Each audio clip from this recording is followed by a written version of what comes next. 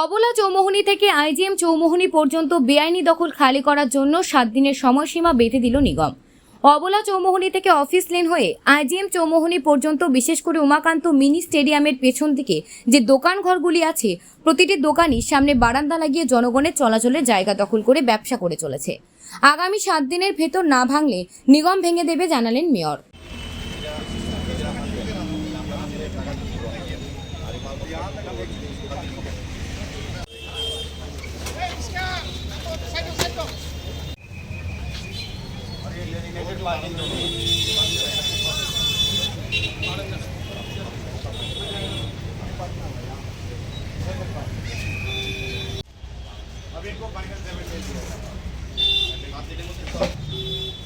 এমনিতে সবসময় আমাদের প্রণোদিত একটা এবং ট্রাফিক দপ্তর থেকে আরও উদ্যোগ থাকে শহরকে যানজটমুক্ত করা, শহরে যাতে মানুষজন স্বাচ্ছন্দ্যে চলাফেরা করতে পারে এবং যান চলাচল ক্ষেত্রেও যাতে স্বাচ্ছন্দ্যে সবাই চলতে পারে, সেক্ষেত্রে আমাদের উদ্যোগ আমরা প্রতি সময় নেই। তারপর দেখা যায় উদ্যোগ নেওয়ার পরেও কিছু জায়গা জন্য পরিষ্কার করি, আবার কিছুদিন পর তারা আবার এই জায়গাটি থাকার চেষ্টা করে।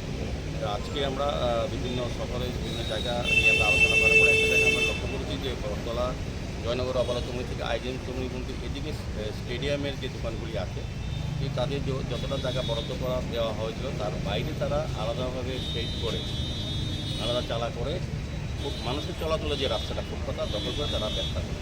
সেক্ষেত্রে এখানে একটা আইজিএম একটা মুশকিল আছে, এখানে বিভিন্ন প্রান্ত থেকে রুগীরা আসেন, সহযোগীরা আসেন, আত্মীয় পরিজনরা আসেন এবং সার্বিকভাবে এটা একটা বড় মেইন রোড শহরে এটা, এখানে যান চলাচলে ঠিক সময় দুর্ঘটনা হয় এবং স্বাভাবিকভাবে রুগীদের সঙ্গে আসা যে লোকগুলি বা রুগীরা চলাচলে এদিকে লক্ষ্য রেখে আমরা চিন্তা করলাম যে যারা বেআইনিভাবে আলাদা সেট করেছে সেগুলি আমরা সরিয়ে দেবো এবং রাস্তাটা বড় করে পার্কিংয়ের ব্যবস্থা করবো।